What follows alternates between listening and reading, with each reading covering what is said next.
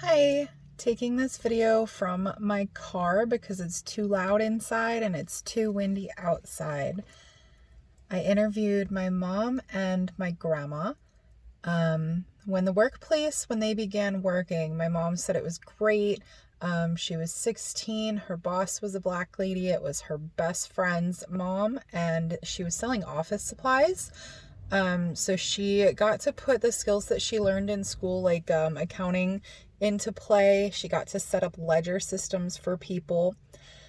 The jobs that people had, she said, typical jobs back in the 70s, it was like sales, cleaning, mechanics, there were builders, just regular trade jobs because people didn't really go out on a limb like they do these days.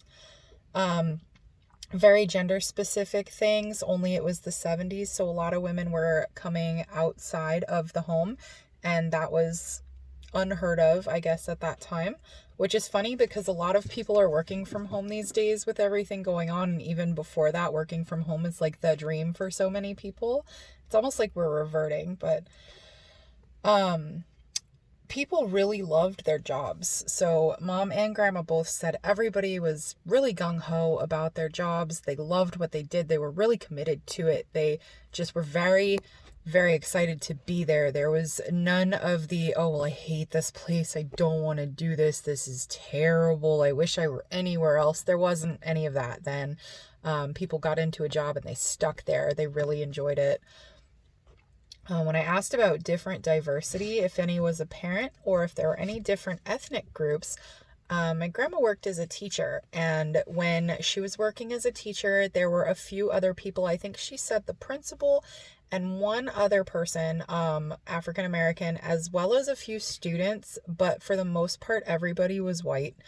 There were no transgender things. There were no like gay rights. There was none of that. Just male, female, again, very gender specific.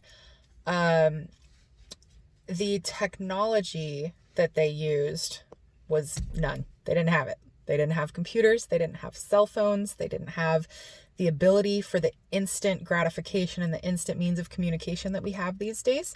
They used typewriters where you have to push back and forth and feed the paper through. And if you mess up the paper, you mess up the paper. That's it.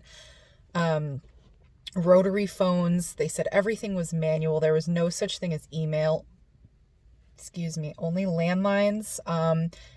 And people that used pens, we have the clicky pens or the Bic pens and we just throw them away. One use, a couple uses, then they run out of ink, they stop working.